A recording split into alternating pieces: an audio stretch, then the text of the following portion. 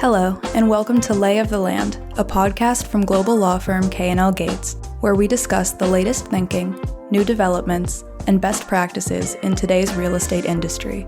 We hope you enjoy this discussion. Please reach out to suggest topics or guests, or with questions about real estate law. Hello, and welcome to K&L Gates Real Estate Podcast relating to attracting businesses to the DC region. I am Olivia Vernon, partner here at K&L Gates in the Washington, D.C. office. I spearhead our economic incentive and site location practice, and also am a leading member of the real estate and public finance practices here in Washington, D.C. Here at K&L Gates, we are pleased to help our clients find sites nationally for their operations, headquarters, manufacturing, technology, and energy-related businesses and operations. We assist them with economic incentives and real estate issues relating to the purchase or lease of the site or the building. Of course, after we do that, they typically need help with real estate due diligence issues, which we're happy to help with. When we help with due diligence issues, we will order things such as the phase 1, phase 2, title, survey, look into zoning, geotechnical studies, cultural and endangered species, as well as CFIUS issues if we have clients or international investors that need help with that in that area. We will also help our clients here at K&L Gates with the financing for these projects if they are not being financed entirely with cash.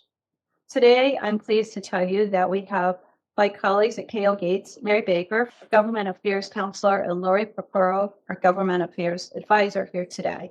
Mary, she leads our tax policy practice and is located in our Washington, D.C. office. She is working with both taxable and tax-exempt clients on a broad array of the green tax credits included in the Inflation Reduction Act, and Mary speaks nationally around the country on these issues.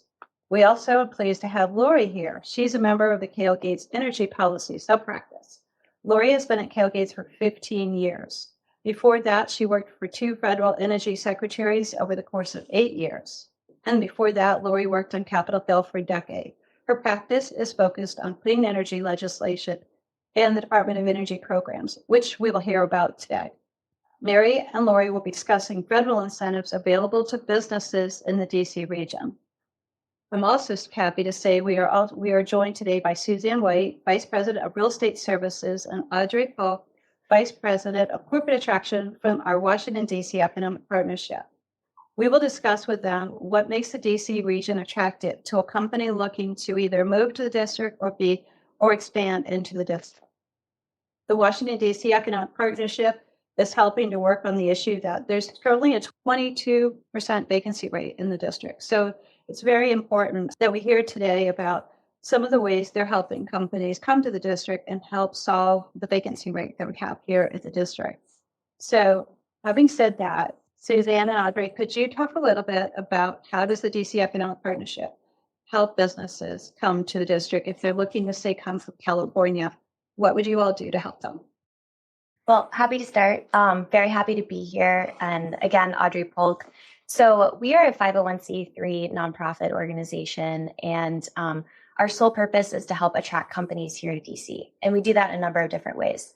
We leverage our connections on the public sector. We help companies navigate financial incentives. Our bread and butter, if you will, is the Vitality Fund, which we will definitely talk about today. And then we also work and leverage our partners on the private sector, such as firms like K&L Gates, to really provide that full suite of services to companies as they're looking to invest in Washington, D.C. A couple other ways we help companies. We help them find available real estate that's in the city of Washington, D.C. And then we also can set up interviews with local employers. So oftentimes when you're entering a new market, there may be cultural differences or parts of the market that you're unfamiliar with because you aren't currently working there. And so it's really important to get that perspective from employers that are here in the district that can speak to what it's like to operate a business here, and also what it's like to employ people here. Talent, which I'm sure we'll talk about because that's a really important piece of the puzzle, is such an important topic that companies need to get that perspective from local employers on of what is it like to hire in this community and what is the difficulty to hire, the wage rates, et cetera. Hey, thanks, Audrey. That's really helpful. So could you tell us a little bit about the district and why companies do decide to come to the district and about our colleges and universities here? We have number one, transportation is a huge selling point. Our workforce is another huge selling point. So we're number one in the nation on the most educated workforce here. And as you know, we've all read the headlines. There are far more jobs available than there are qualified individuals applying for them. So in DC, we have like fertile ground for companies to come in and tap into our educated workforce. Our quality of life is unmatched. We have like the number one park system in the country.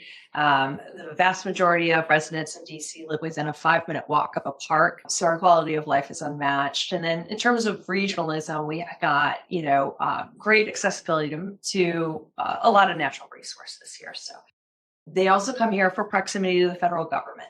It's a stabilizing force within the district. I think it's something that we all need to be leaning into when it comes to economic development, and it's not going anywhere. It's proximity to the policymakers, decision makers throughout the world are here in the seat of DC. So transportation, workforce, proximity to decision makers, and then the global influence. So we have a tremendous, international population, not just with the embassies, but with, those that are coming, corporations that are coming in from all over the world to open an office in DC. So I think those are the prime reasons. And then programs that we offer, like the Vitality Fund through the Deputy Mayor for Planning and Economic Development, help, bridge the financial gap that they might face in other markets. So that's something I'm sure we'll dive into a little bit more, but it makes it easier for companies to say yes to DC. Yeah, so one of the things I often hear from our clients is the biggest issue is labor and making sure they have the talent necessary. You can build a company and you can have great of all the equipment you need, but if you don't have the labor, you can't operate. Yeah. So, and a lot of them are looking for jobs or engineers, et cetera. And so is it helpful that 53% of our adults, I understand, have a bachelor's degree? Yeah. Compared to the national average of about 35%. So that's right. And we have a continued pipeline of, more workforce development with our 20 plus universities that we have in DC.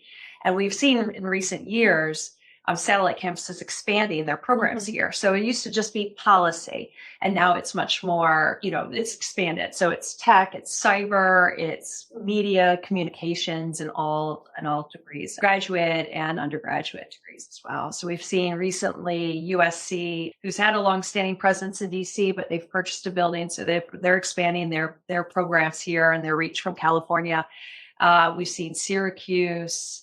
Pepperdine has had a long-standing program here. They're going through expansions. Princeton, and there are several others. That's just in the recent 24, 36 months. Yeah, that's really interesting. As another area that our clients are interested is a lot of them would like to collaborate with a college or community center. So the fact that we have 20 colleges in the local area, have you seen much collaboration lately? Like that's something that they're interested in. It also is great for DC residents, others, because there's training, for sure, internships, all of that comes with that collaboration between the companies and the colleges. Yeah, absolutely. And the universities, what we're finding is that, we have our major institutions in DC, but what we're seeing is that there's among the universities that are coming in and joining the ecosystem that's already here, there's a tremendous willingness to collaborate.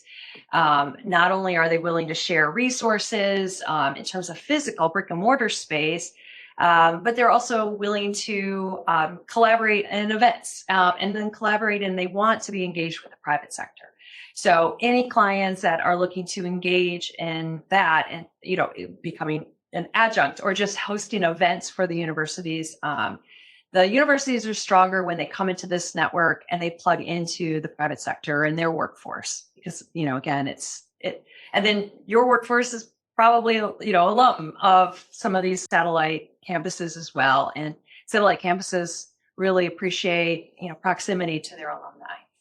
We were just recognized as a top 10 corporate headquarters location in the entire country. And part of it is, major institutions are here and they need to tap into this workforce. And these universities offer a lot of upskilling opportunities for your corporate headquarters locations as well.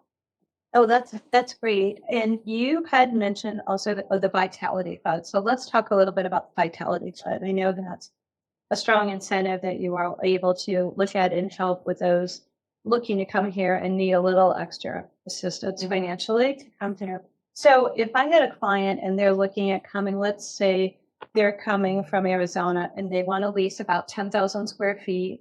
They have about 35 employees and they would like a lease of 10 years. Would that be something that they might be eligible for with Vitality?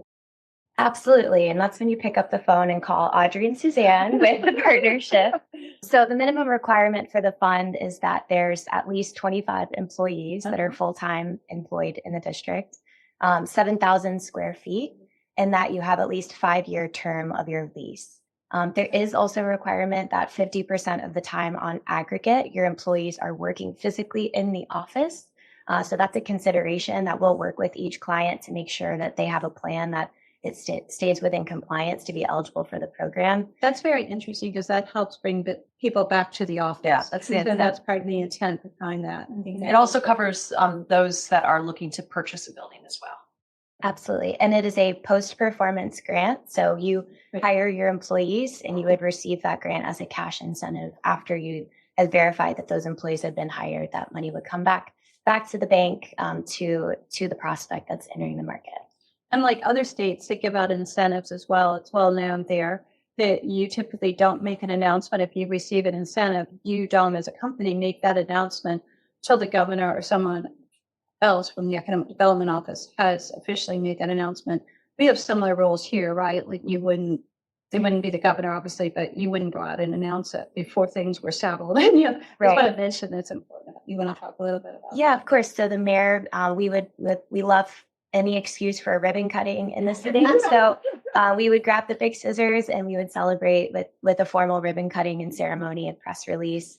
That would work with the media teams of the firm that's expanding. Mm-hmm. And yes, there would be a collaboration on all of the PR related to the exciting announcement of relocating to Washington, D.C.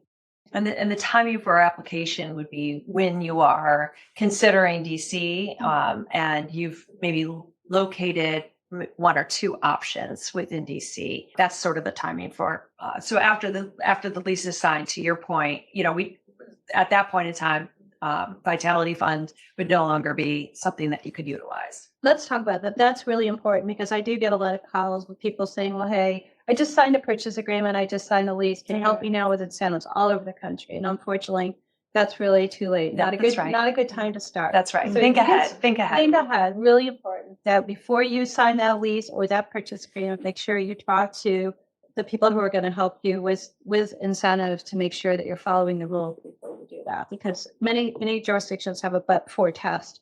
But for the incentives, you wouldn't be doing the deal. So if you've already signed the purchase agreement or the lease, too late. There is no more but-for test. And frequently we get asked that, and unfortunately people find out too late. So I think it's really important to highlight that for people so they know that. Could you give us a couple examples, a couple companies maybe recently that you might have worked with that have taken advantage of the Vitality Fund? Yeah, so our poster child is Virtrue. They are a cybersecurity company that is headquartered in the district. They have been a company for about 20 years now and have recently gone through exponential growth. So they just hired, are in the process of hiring an additional 190 employees to add to their current employee count of 30. And they were our first Vitality Fund recipient. So really wonderful story of a company that's investing in our downtown district, in the Golden Triangle district of DC, and taking advantage of a really easy to use program that is carefully crafted to be able to incentivize this kind of future investment. So they are taking just over, I believe, about 15,000 square feet and hiring a lot of DC residents. So it's a great win for the district and is the perfect example of something we hope to replicate across other industry sectors in the coming year.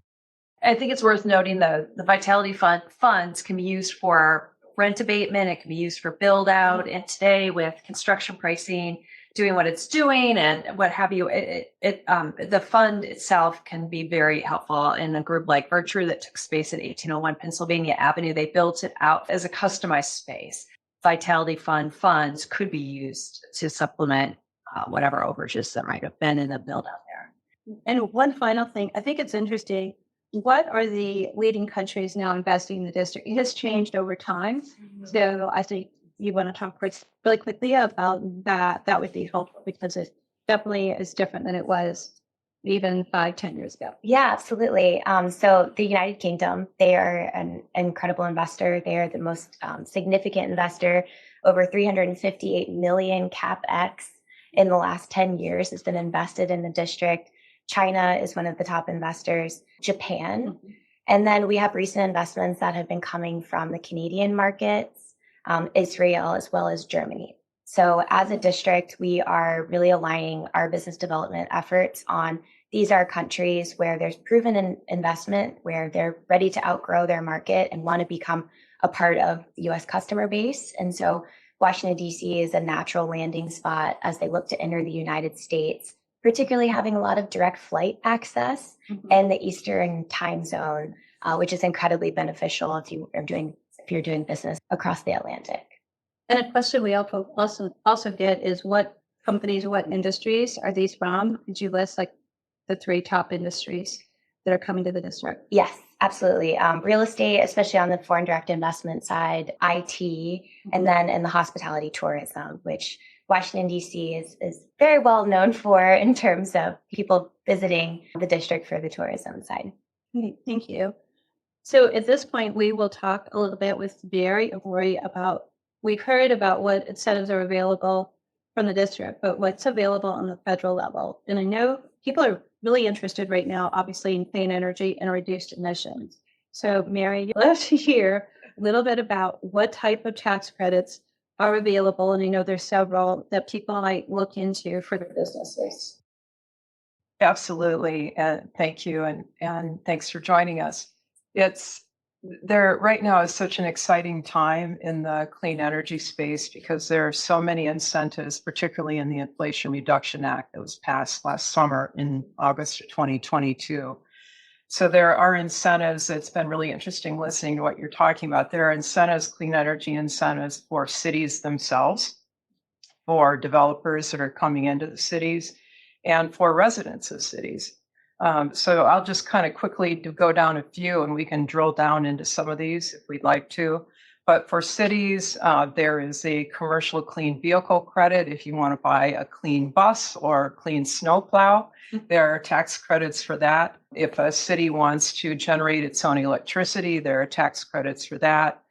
Biomass, we're working with a client that has a biomass facility and turning that into renewable gas, liquid renewable gas. So that's another option. EV charging stations that are located in low-income communities. A number of these incentives have extra bonus credits if it's located in a low-income facility or low-income area.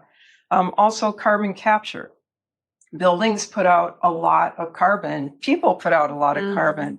And so there are really exciting new technologies that are out there to be able to almost like HVAC size carbon capture systems to be able to capture carbon both externally and internally. So there are credits for all of those things. And I would be remiss, Olivia, you and I have worked a lot on the Opportunity Zone tax incentive over the years. And the Opportunity Zone tax incentive is still out there, and there's no prohibition against stacking some of these other credits with Opportunity Zone incentives. So that's also very exciting. For developer, and so you might say, well, wait, cities are not taxable entities. So how can cities be able to claim a tax credit? So there's a very exciting new funding mechanism in the Inflation Reduction Act called Direct Pay, which is focused on tax-exempt entities that you become like a taxpayer, and these tax credits, if a city is eligible, if they earn these tax credits, can claim them directly with the IRS, and it's like a refundable tax credit, even though the city is not otherwise a taxable entity. And the beauty of that is that there's no haircut involved. A lot of structures like this, you have to have a tax equity investor or some other investor that they take a haircut because there's certain risks. Cities don't have to take the haircut. If you earn $100 of credit, you can file with the IRS and you can get your $100 of credit. For developers, there's the incentives for solar and wind, for rooftop solar in low-income communities, which sort of generally overlap with the opportunity zone census tracts. There's a lot of Congress, when they write laws, they don't reinvent the wheel if they don't have to. They just borrow from other stuff. And so that's what they did for defining some of these energy communities. There's also a deduction for energy efficient buildings if you retrofit a building to become more energy efficient. And then just quickly for individuals, there are tax credits for making their homes more energy efficient, for building an energy efficient home for contractors. So there's a whole array of tax credits that are out there they're out there. The money is out there. Most of these credits are not capped or they're not allocated. So it's just you want to make sure you cross all your T's and dot all your I's before you make any decisions, kind of like you were talking about before, to make sure that you're going to be eligible. But it's a very exciting time for cities in particular. Mary is very knowledgeable too about what the status is of the legislation relating to all the incentives are. But Mary has a little newsletter she sends out, which I enjoy reading on a weekly basis.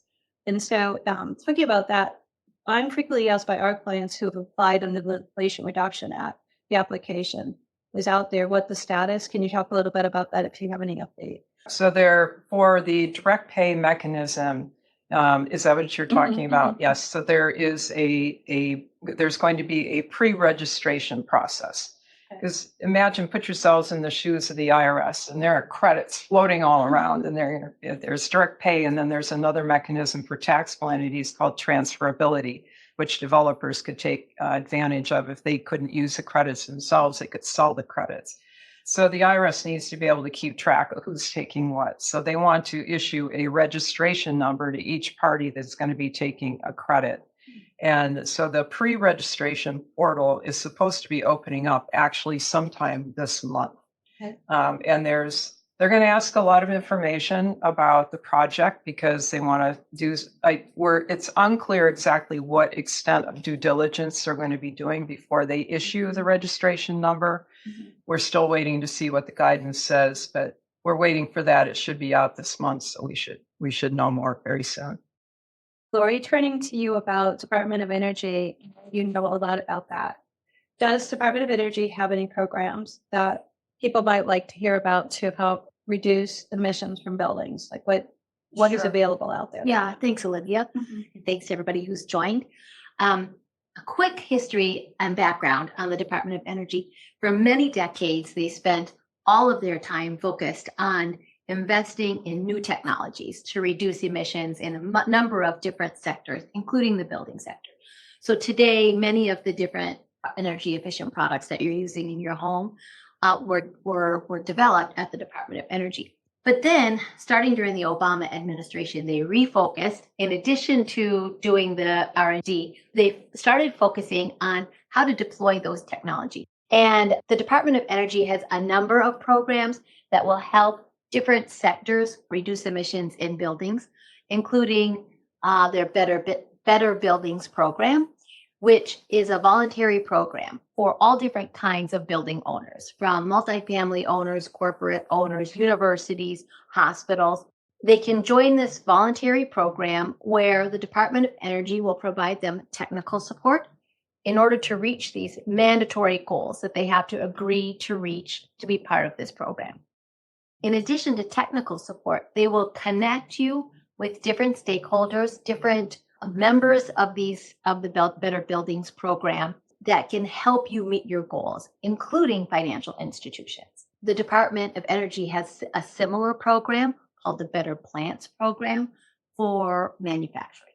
So they really are looking to engage building owners and implement the technologies in order to reduce emissions, reduce waste, reduce water usage, and increase energy efficiency in buildings.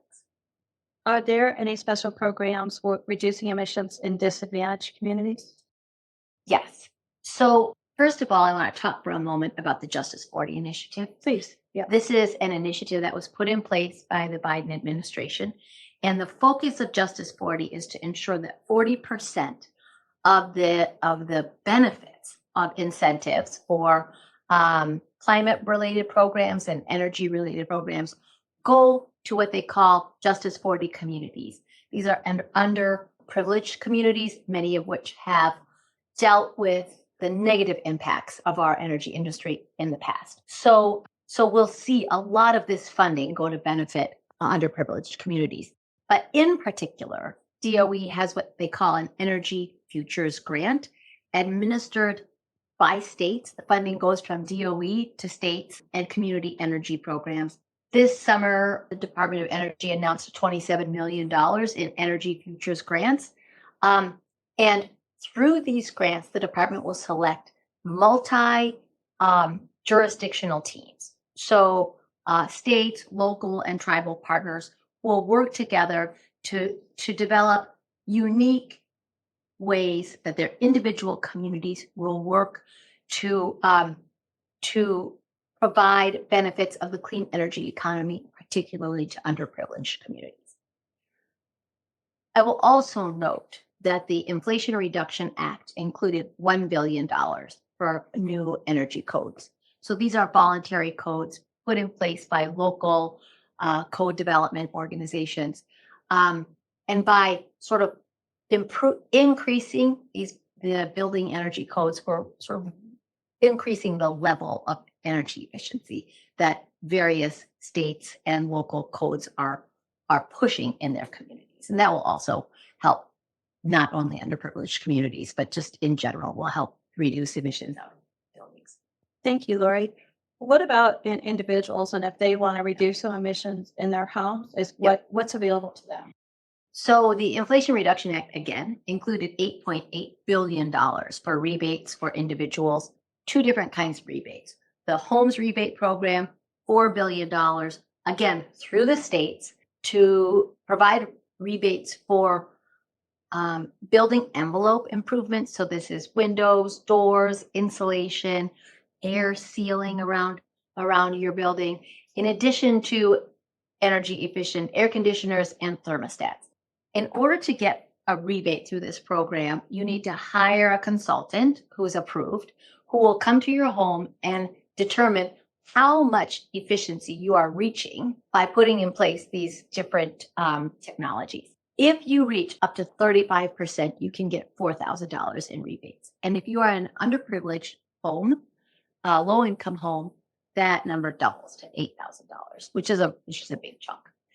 In addition, there is another $4 billion for what we're calling a High Efficiency Electric Home Rebate Act, or the HERA Act. And under this program, again administered through the states, you get a point of sale rebate for home appliances and installing new heat pumps. So when you purchase those products, you will get a rebate. These rebates are particularly for low-income homes, and they are capped at $14,000 a home. The application phase is open right now for that program for states. States are applying now. Most states are taking these rebates. There are a couple of states who have said they won't take the federal funding for these, but we expect these rebates to be available by 2025 for the HERA, by 2024 for the Homes Rebate Program. And what if you have a commercial building? Does DOE certify low emissions, or how do they have it?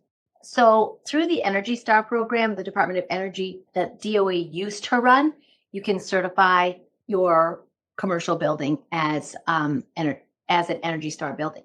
That program has been shifted over to the Environmental Protection Agency, which does get technical support from DOE. But if you want your Energy Star label on your building now, you have to go through the Environmental Protection Agency. Thank you. Well, I think we're out of time. So thank you very much, everybody. And I hope for those listening that this has been really helpful.